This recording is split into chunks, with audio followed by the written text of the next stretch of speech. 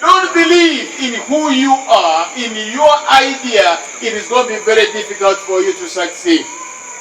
There's a man, you have watched him on a movie, Stallone. You have watched that Rambo. I don't know that many of you have seen that movie, Rambo. Rambo 1, 2, 3. I don't know where they are now. But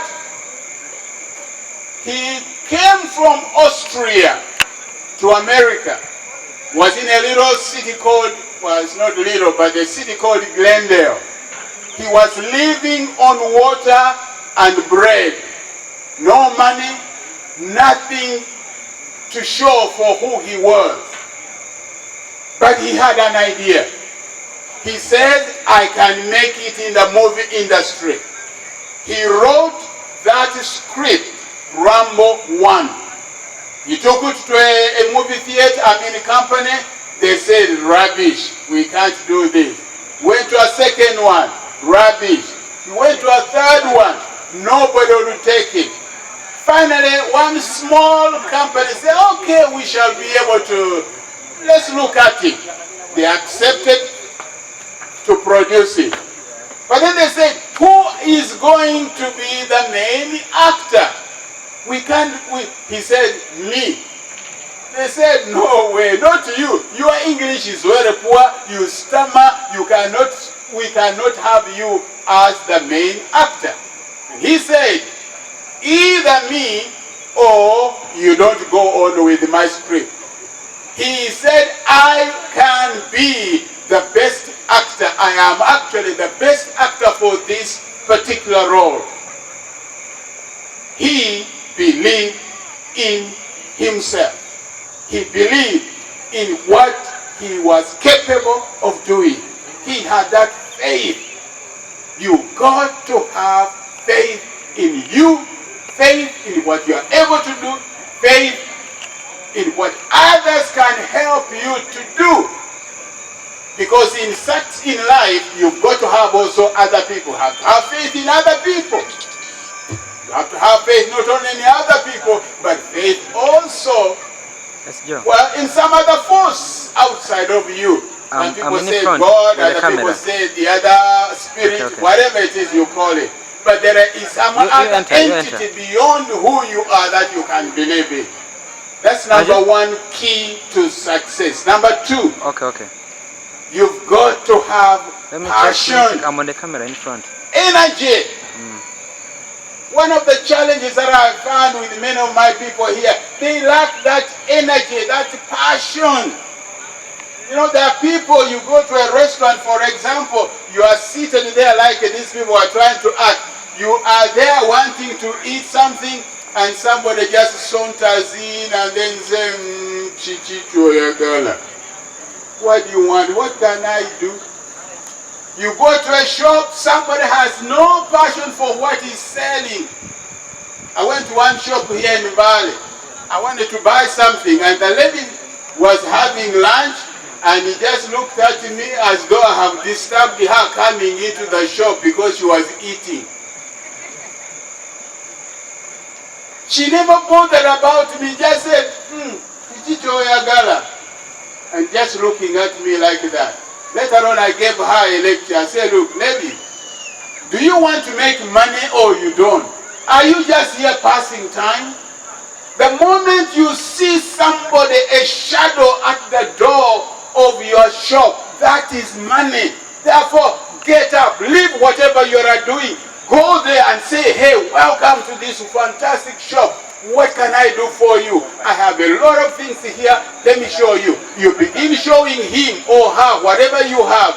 Even when he doesn't want to buy anything, he will end up buying something from your shop because you have passion. You have energy. I give you a pen like this to go and sell. How are you going to show the passion about it? All you need to do is not simply come and say, you want to buy? You want to buy this? No! Have a little bit of passion and say, ladies and gentlemen, I have the most fantastic pen in the world. I can tell you, this pen This pen can do miracles for you. It looks so small, but I can assure you, if you just touch it, just hold it, see how it feels in your hand. Now, imagine you signing checks with this pen. It is a wonderful pen, and it won't cost you much. It's only 1,000 shillings. How many can I give you? You will end up selling a lot. Why? Because you are passionate about it. Let us have passion. I was telling my young people here with Elgon film, we've got to have that passion in everything we do. Young lady who was doing the poetry here, I want to see a little more of passion as you do it. As you say that poem, indicate you try to do that pretty well, but begin to show that you are not only excited about what you are presenting, but you are really, you believe in it, you are passionate about it. The last thing, a key to success, it doesn't matter which field, but it is called persistence. Many people here, we fail because we are not relentless. We are not persistent. We give up easily. You begin something and then a roadblock comes in, something hits, you say, I think I better begin something else. You try that and then something else comes, you give up. If you want to succeed, don't let small challenges stop you. Persist. Keep it up. Now, a small experience from my own. It wasn't so big, but I finished Makerere in 1972. That's when I got my first degree in literature. And I wanted to go to preach. But then I was given a scholarship to do a master's. Now, you young people, you grew up in the wrong time. For me, they looked for me to give me scholarship. They said there is a job there for you. We want you to come back to the Department of Literature and teach. But as you teach, we want to give you a scholarship to do your master. I didn't want. My interest was to go to preach the gospel all over the world. However, I agreed.